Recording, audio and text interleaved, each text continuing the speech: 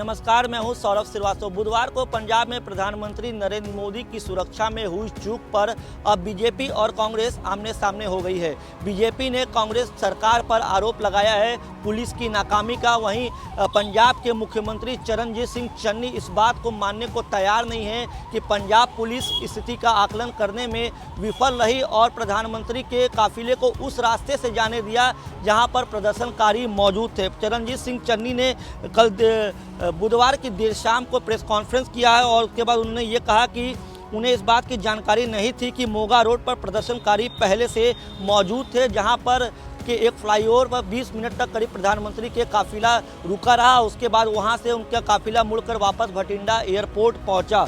हम आपको बता दें, प्रदर्शनकारियों को पीएम मोदी के हर मूवमेंट की पहले से जानकारी थी, जबकि पंजाब पुलिस को प्रदर्शनकारियों के बारे में कुछ पता ही नहीं था कि प्रदर्शनकारी वहां पहले से मौजूद है, बल्कि प्रदर्शनकारी वहां पर लगभग 2 दिनों से प्रदर्शन के लिए मौजूद थे। एक प्रदर्शनकारी ने मीडिया से बातचीत में बताया है कि हमें मोबाइल फोन और चैनल के माध्यम से प्रधानमंत्री के हर मूवमेंट की जानकारी मिल रही थी। उन प्रदर्शनकारियों को ये भी पता था कि जब प्रधानमंत्री एयरपोर्ट पहुंचे, वहां से ख़राब मौसम के चलते वो हेलीकॉप्टर से आगे नहीं जा सकते। उसके बाद उनके जो है बाई रोड जाने का जो है उनके काफिले का फैसला लिया गया। तो ये सब सारे मूवमेंट की जो जानकारी थी वो प्रदर्शनकारियों को लगातार टीवी चैनलों के माध्यम से मिल रही थी। प्रदर्शनकारी ने कहा कि अगर कोई सड़क के रास्ते हुसैनी वाला मेमोरियल जाना चाहता है तो सिर्फ यही रोड एकमात्र रास्ता है जो मेमोरियल को ले जाता है। हम आपको बता दें, जिस तरीके से वहाँ की स्थिति है उस पर यह पता चला है कि प्रदर्शनकारी 2 दिन से जुटे हुए थे और लगातार प्रदर्शन कर रहे थे। प्रदर्शनकारी मिस्री वाला और प्यारे वाला गांव के थे। खास बात यह है कि प्रदर्शनकारी लगभग 2 दिनों से यहाँ पर प्रदर्शन कर रहे थे, जबकि पंजाब के मुख्यमंत्री चरणजीत सिंह चन्नी को ने दावा किया है कि पुलिस ने मंगलवार की देर रात प्रदर्शनकारी को वहां से हटने के लिए बोल दिया था। प्यारे वाला में सड़क जाम के दौरान कम से कम 3 किसान संगठनों के झंडे भी नजर आए। प्रदर्शनकारी पहले बीजेपी की रैली में जाने वाले समर्थकों के वाहन को रोकना चाहते थे।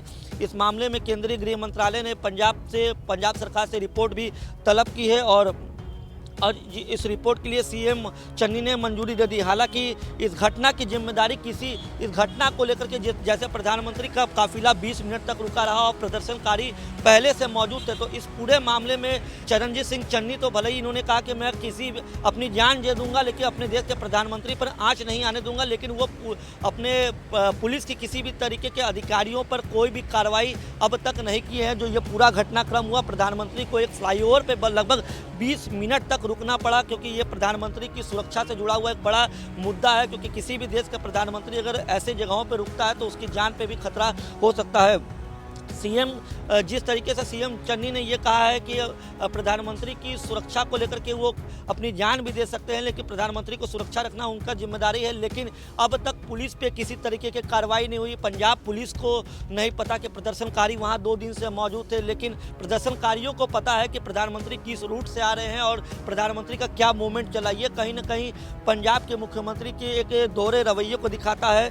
और हम आपको बता दें कि प्रेस कॉन्फ्रेंस के दौरान उन्होंने यह कहा कि वह पीएम को जब उनसे वो पूछा गया कि आप प्रधानमंत्री नरेंद्र मोदी को रिसीव करने एयरपोर्ट क्यों नहीं पहुंचे, तो इस पर भी चरणजीत सिंह चन्नी ने कहा कि उनके एक स्टाफ को कोरोना हुआ था, उसके संपर्क में वो थे, इसलिए वो उन्होंने खुद को होम आइसोलेट कर लिया था और पीएम मोदी को रिसीव करने इसलिए वो एयरपोर्ट नहीं पहुंचे। तो जिस तरीके से ये पूरा वाकया बुधवार को पंजाब में हुआ है प्रधानमंत्री के सुरक्षा में चूक को लेकर के, इसमें लगातार बीजेपी और कांग्रेस आमने सामने हो गई है।